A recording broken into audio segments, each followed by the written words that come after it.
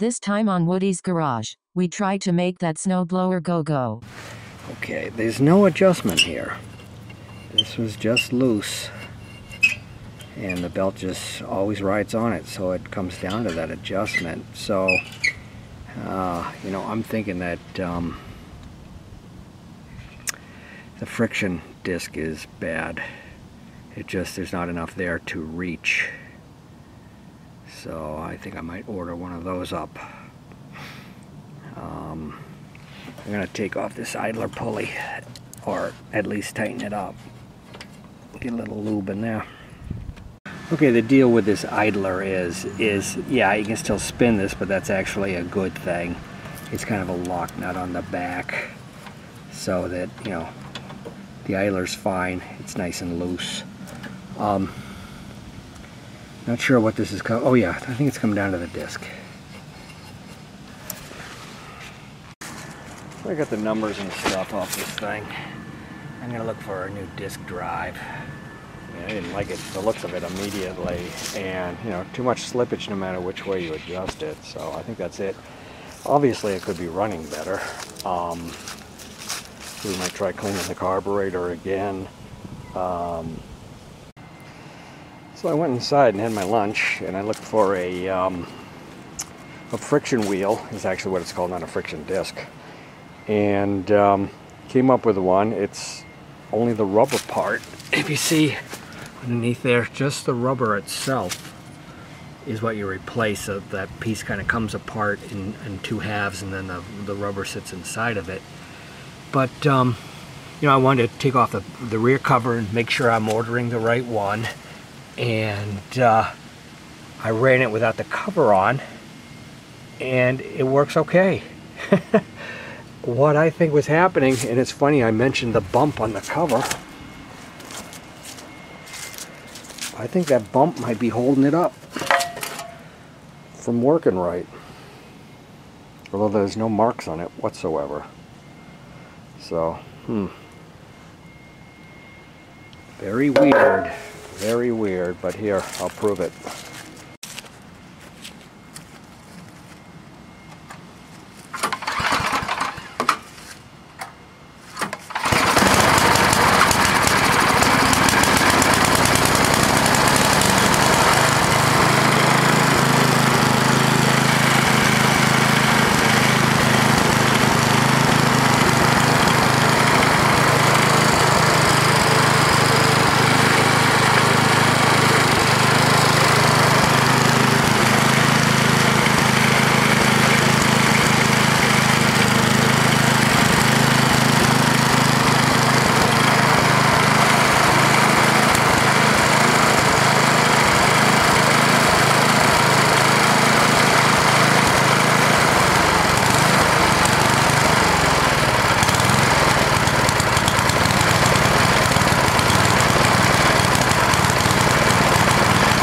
Pretty weird, huh? I smacked it out a little bit. Gotta kind of put it on hold. I gotta go back to leaf patrol here. Little panicked because we've been having unusually cold weather. I mean, down into the teens in November. We usually don't have that. So it's, you know, it's kind of like it happened to me last year. You're not able to get anything prepared in time before the snow flies. One thing I am going to do is see if I can move one of these. Actually, I think it's the other side. Yeah, it's this side. Pull this pin and see if I can get it out so one wheel freewheels, because it's, you know, it just wants to go in a straight line. I recommend this to everybody unless you got a wicked long straight driveway or something. Meanwhile, over at the lawnmower, looks like we've got a little drip going on. Okay, we'll have to find a new gasket for this too. I guess that's not going to hold.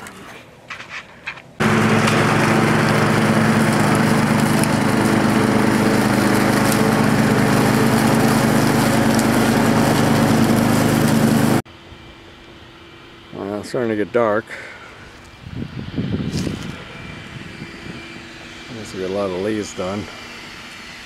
I hate goddamn leaves. There'll still be plenty more. The snowblower.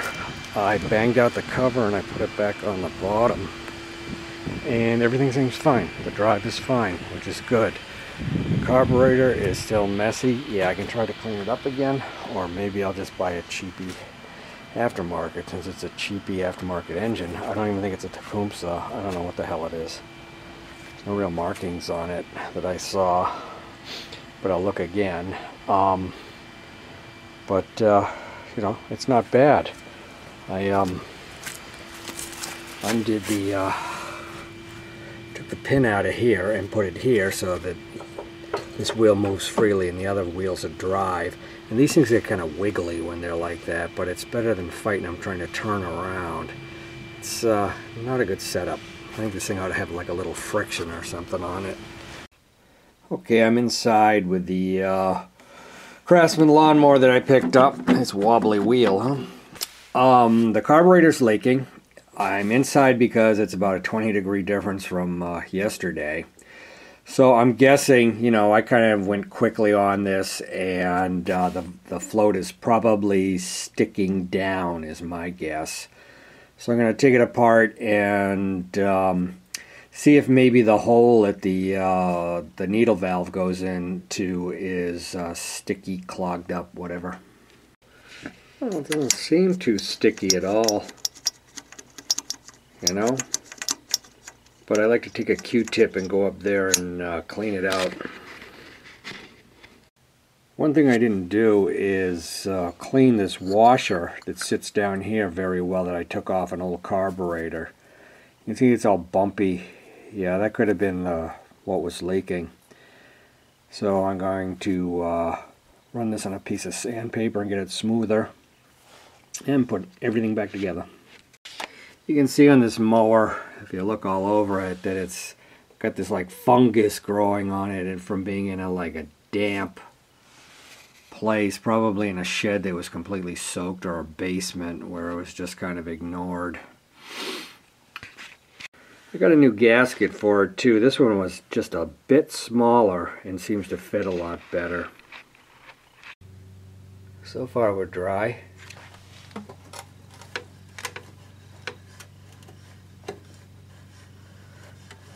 Can't hear any gas pumping through there.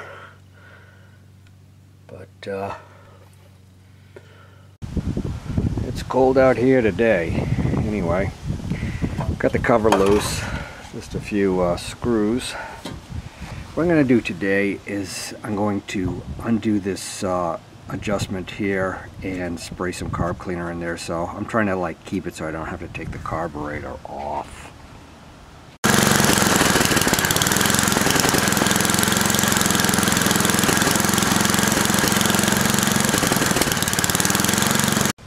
Yeah, it's still running crappy, so we're going to take the carburetor off. It's freezing outside anyway. Okay, the Phillips screws made an easy job of it. Came out pretty quick. Another thing I want to note is where the linkage is hitched up, which is that one. I can mark it, or, you know, now I got a video of it, so it's good. That's the only place. And we got to take the gas line off. Yeah, we're inside. It's like ice outside. It's just one of those days.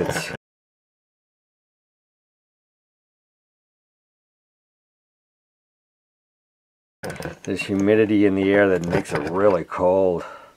Or maybe there's a lack of humidity that makes it really cold. I'm not sure. Regardless, outside it doesn't look too bad. But I guarantee it's gummed up inside. So we'll break it down in here and have a look.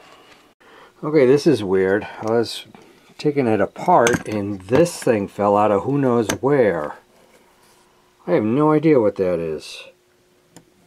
Part of the linkage? Gee, I don't know.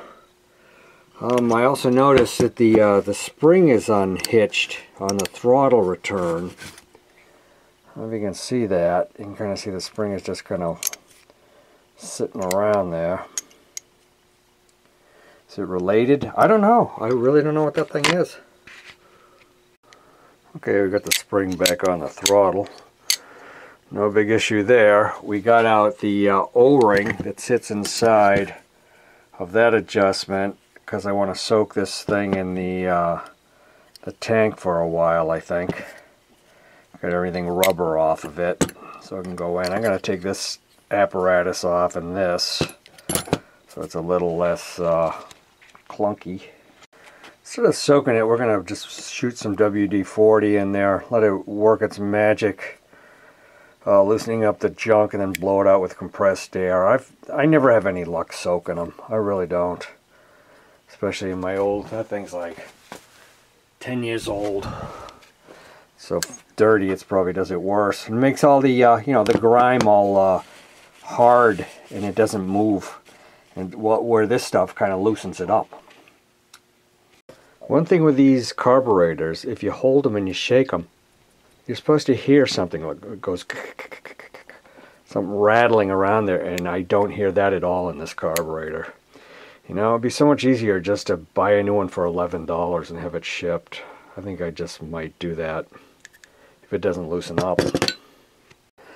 Just blew it all out with compressed air. The passageways seem pretty clear. I mean, things look pretty clean in it, but still, you don't hear it. I have another carburetor over here. Let me see.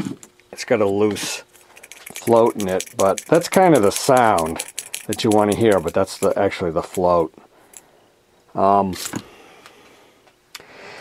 I think I got to order up a carburetor.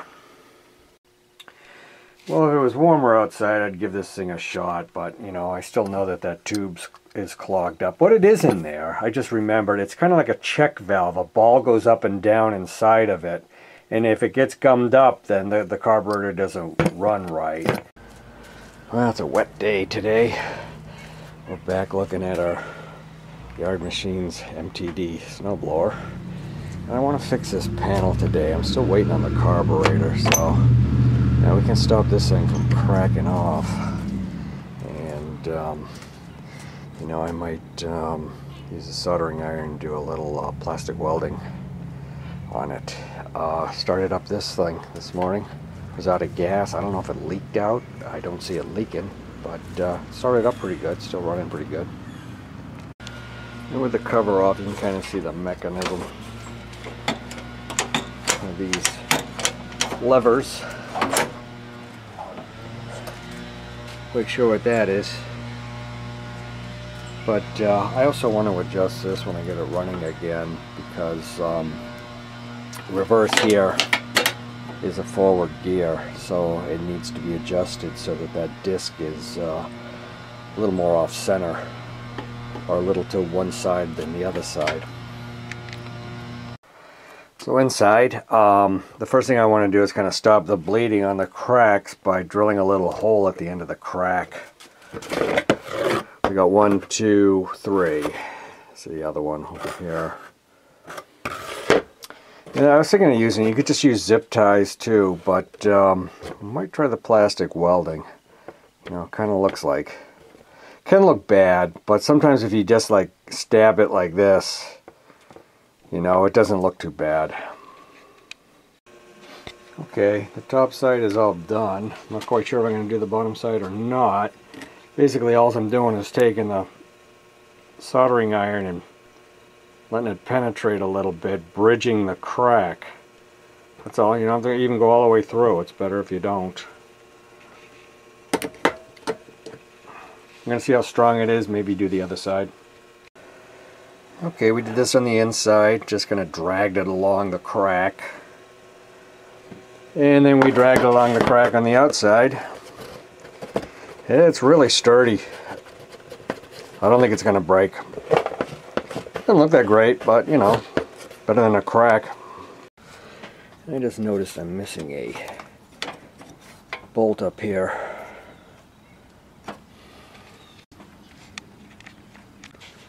Also missing another nut and bolt here. Carriage bolt. Yeah, there we go. Very good. The carriage bolt in here. So we're all set. I mean, what a design idea. Pinch the plastic in between these two. Yeah, then when it gets cold it shatters. But my patchwork should hold up just fine. It's getting wet out here. I think that's all I'm going to do right now. One of the fix I've been looking for is these wheels. gets so worn out because the dirt gets in there and grinds them out. I want to find out what size the axle is there so that I can drill the wheel out and put a spacer in there so that it's tight, because it happens in so many lawnmowers. You know, it just looks like hell. Well, we got our new carb in the mail. I think it was like $12 shipped compared to the old one. Pretty similar. The one thing that this one definitely needs are these two holes to hold this bracket, which holds the housing on. What I found in the past is that sometimes these holes aren't drilled deep enough, or as deep as these were. But yeah, we should put it on. Finally got a day that it's not raining and 32 degrees. Oh, I also got to put this on, the choke lever thing. One other thing to look at is that's where we put the governor linkage or throttle linkage.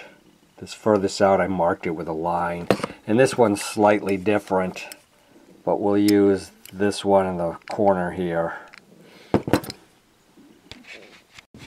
I had this with the last carb that I put on that was about the same as this, that I had to cut part of the star washer off there so that it would fit in there enough to start the screw, because it's just pushing it out.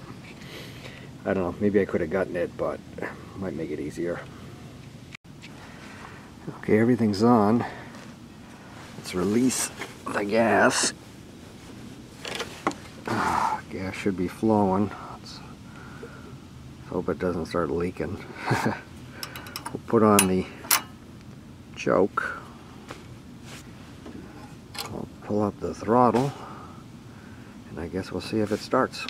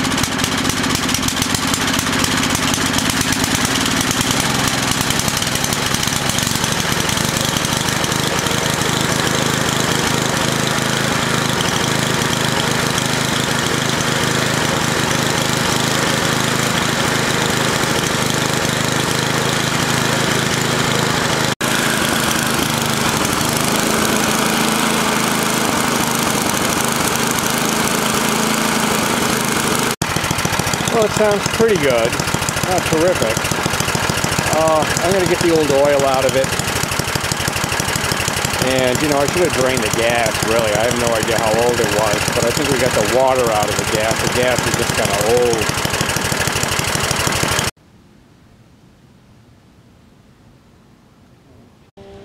old. We swapped out the plug, which is pretty rich looking, for a new one, and definitely seems to run better.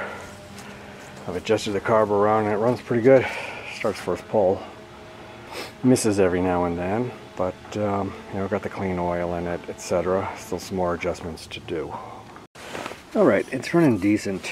One thing I was going to do is take this shroud here and drill a hole so that I could adjust this adjustment right here. But I just noticed, hey, it's already got one right here, which is great, so I can smooth it out when it gets colder or whatever. But we're going to move on to some other adjustments. We'll button this thing back up. Okay, I got the machine sitting on a couple of pieces of plywood, and I'm looking at the scraper blade, and boy, does that look mangled. Probably because the skids outside here were never adjusted or adjusted incorrectly. You can see that one over there is missing a nut and bolt. See if I got one of those, but it's also really worn there.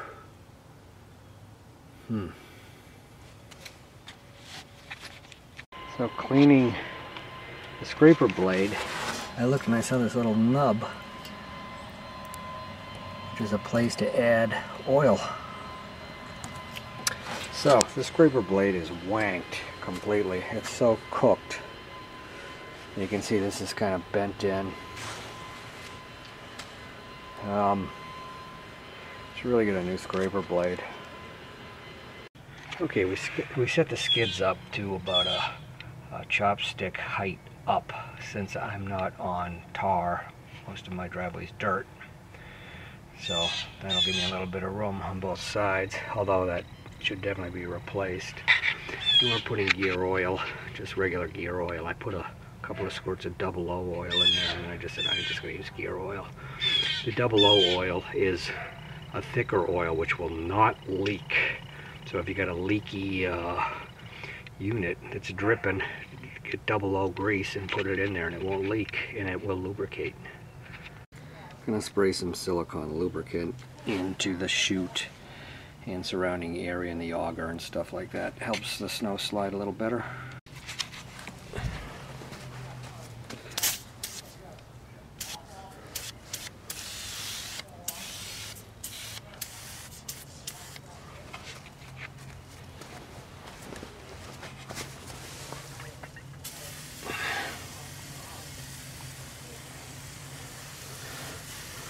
Paint's better, of course.